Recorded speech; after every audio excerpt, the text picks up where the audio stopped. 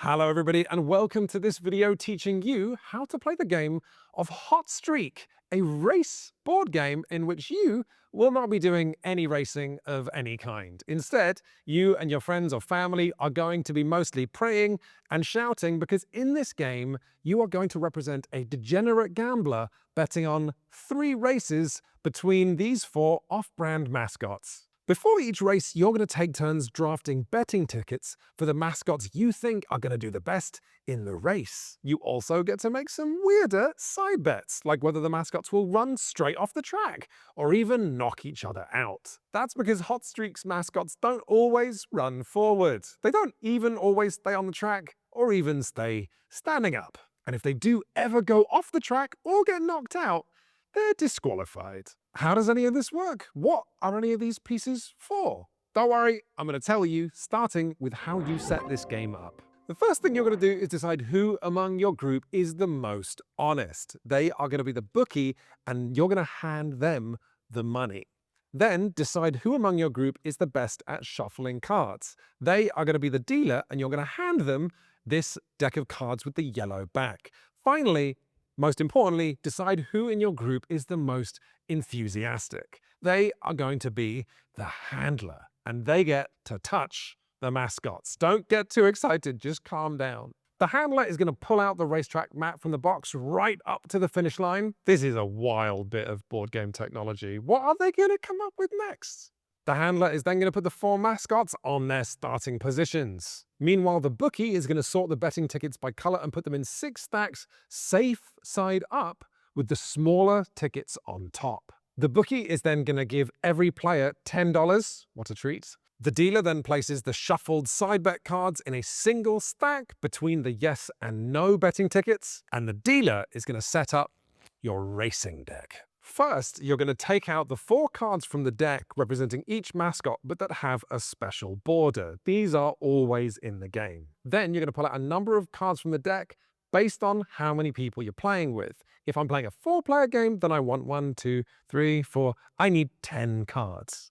You're then going to lay out these extra cards you've pulled in a nice arrangement so everyone can see them. So these are the cards that are going to be kind of powering the races in your game. And as you can see in what I've dealt out randomly, we've got a pretty fast dangle in this game, whereas 2 cards for mum that simply read turn around and fall down. And that is exactly as bad as you think it is. Finally, the dealer has one more job to do in setup. They are going to deal every player a hand of 3 cards, 3 options that each player has to insert cards into this engine and mess it up a little bit. The dealer is then going to take all the remaining cards that you haven't dealt out yet and eject them from the premises.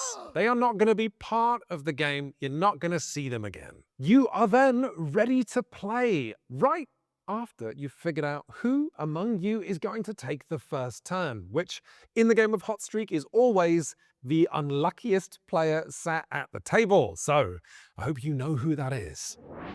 So let's teach you about betting first. You see all these nice chunky cardboard tiles? These are betting tickets, and you are going to end up with 2 of them by drafting them. And they come in 2 varieties. First, you got these 4 piles of mascot betting tickets that if you take them, simply say you think that mascot's going to do well in the race. And then there are the side bet tiles that say whether you do or don't think the thing on the top card is going to happen this race. So let's teach you a bit about how that draft works. Let's imagine that I'm the unluckiest player, which means I'm going to go first, right? And in our setup, it looks like Dangle is going to do pretty well. So maybe I take the top Dangle betting ticket. You always have to take the top betting ticket, but that's okay. You want to, because as tickets get taken off the top of the stack, the tickets that are deeper in the stack are exactly the same, but worse. The person who takes the 3rd Dangle betting ticket, if anyone does, is just going to get less money if Dangle does well. So that unluckiest player among you is going to be the one to draft the first betting ticket. Decisions, decisions. But wait, I'm going to make this harder for you because there's one more decision you have to make. In the instant, the moment that each of you drafts a betting ticket, you have to decide whether you're going to play it safe or risky. And then the next player clockwise is going to decide what betting ticket they want to take until you've all taken one. But then It doesn't get back to the first player. No. This is something much cooler and fairer. It's called a snake draft. And what's going to happen is that last player around the circle, they then get to go again. And you're going to go backwards. So the first player, that unluckiest player, gets to draft the first betting ticket, but they also are the last person to draft their second betting ticket. It's clever. It's a clever game. Now, with the mascot betting slips, if you choose to place a risky bet, you're going to make way more money if it comes in first, but less if it comes in second or third, and none if it comes in fourth either way. But with the side bets, you are not only going to make more money if you're right, you're actually going to lose money if you're wrong. So watch out for that.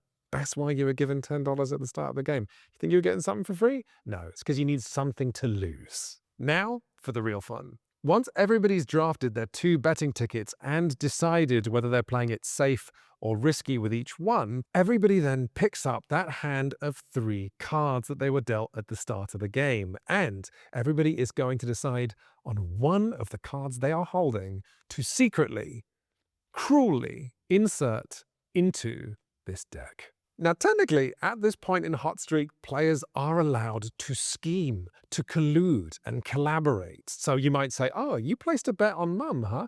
I placed a bet on Mum. We're going to put a card that's good for Mum in this race, right? But what's key is that players are not at any point allowed to actually show one another their hand of cards or what card they put into the race. Once everybody has put their card in, the dealer then takes up all of those face-up cards with the cards that every player put in, and then that is your race deck, and you are good to race. One important note here, those 2 cards that each of you have left over from your hand of 3 cards, don't get rid of them. Hang on to them. You're going to be using them later.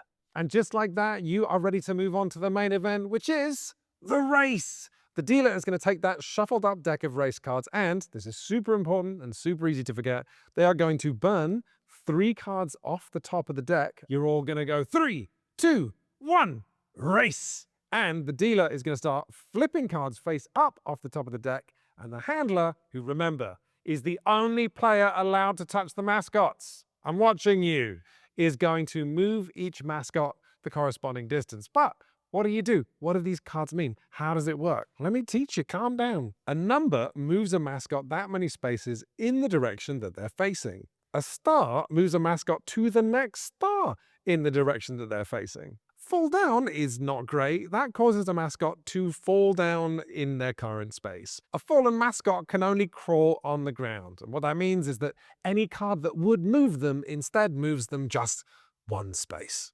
Turnaround isn't great. It causes a mascot to spin 180 degrees in the space they're in. So any cards that would move them forward instead move them backward. Next up, swerve cards cause a mascot to move and then swerve to the left or the right. And this is always hilarious and sometimes violent. Swerving can cause multiple mascots to be in the same lane, creating the possibility of collisions. If a mascot moves into or through the space of another mascot, it causes the stationary mascot to fall down. I'll also point out here that in Hot Streak, it is perfectly possible for mascots to share the same space. Next up, recover cards are great. They cause mascots that have fallen down to stand back up. They cause mascots that are facing the wrong way to face the right way. And they cause mascots that have fallen down and are facing the wrong way to stand up and then face the right way. Also, recover cards have a bit of movement on them. So not only do you stand up, but you scramble your way towards the finish line as well. And finally, we have these green cards that move absolutely everybody. But importantly, just like it says on these cards, they do not cause mascots to collide and fall down or cross the finish line. So no one is winning the race with a green card. Those are all the cards in the game. Next, I'm going to teach you what happens when you've played the last card in the deck, because most likely the race is still going on. The dealer is going to take all the cards you've played, and they're going to add the 3 burned cards that nobody knows what they are just yet. Then the dealer is going to shuffle them together, and then you are going to burn 3 different cards, and then you are ready to keep going. But first, you take the bottom of the race and you're going to fold it over to the next white line. Why are we doing this? Because We are interested in disqualifying people who are just really not being competitive at all. So let's talk about disqualification. There are 3 ways that mascots can get disqualified in the game of Hot Streak. First off, when you reshuffle the deck and you fold the sheet over, if you have caught any mascots there, you're going to take them and you're going to put them in the lowest place on the plinth. The next way players can get disqualified is by swerving just completely off the track. Let's imagine Mum here move forward 1 and then swerve to the right off the track. Guess where she goes? That's right, in the lowest available place on the plinth. And then the third and final way that these awful mascots can be disqualified is if they have fallen down and a game effect causes them to fall down again. I don't know what that means, and it seems kind of dark, but most importantly, it leads to a disqualification. Although I guess even darker is that the other way you've fallen down and then fall down again is if another mascot runs over you when you've fallen down, and that just seems like, have you been disqualified or are you just dead? This probably goes without saying, but when or if a mascot crosses the finish line, the handler is going to pick them up and put them on the highest ranking open place on the podium on the game box. But this is a good time to mention that in the case of our disqualification extravaganza that I was explaining here, once there is only 1 mascot left on the field, you don't need to keep playing because you know what's going to happen. You're going to place them in the last remaining spot. And hopefully at least someone around the table is going to be happy about that.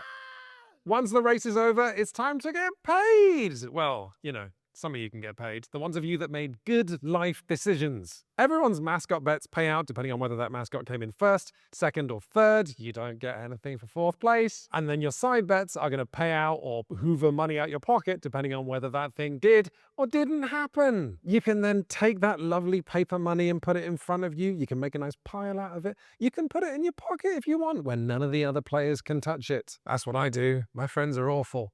The bookie is going to collect up everyone's betting tickets and put them nicely, neatly back on those stacks again. They then take the little deck of side bets and they're going to take the top card and put it on the bottom, revealing a new one. And the dealer, this is interesting, takes the deck of cards you just played with in the race, shuffles it up, and then deals each player one of those cards to refill their hand of 2 back to 3. And the handler is actually not going to move the mascots to their starting positions just yet. You are instead going to do a betting draft first, because when you do the draft, it's nice to see where the odds are. You know who came first, second, third, and fourth in the last race. When it comes to the next draft, though, the person who drafts first is going to be one clockwise from the unluckiest player. You're going to rotate it so different people get to draft first and last. Then, when everyone is drafted, your handler is going to, with as much ceremony as possible, return your tired, heroic, and/or profoundly injured mascots back to the starting line so they can race again. And everybody is once again going to look at their hand of 3 cards, maybe collaborate, maybe collude, and then decide on 1 card to insert into the racing deck. And this is what's cool about this game. The deck of racing cards you're playing with is a closed ecosystem where everybody's getting to know the deck a little bit more after each race, but also where every player is getting a little bit of secret information about what card from that deck has been removed. Maybe you and only you know that a racer's best card is now out of the game, and you replace it with something else. Imagine it. During the second race, a player is going, "Where's that move 3?" And you know where it is. It's in your hand.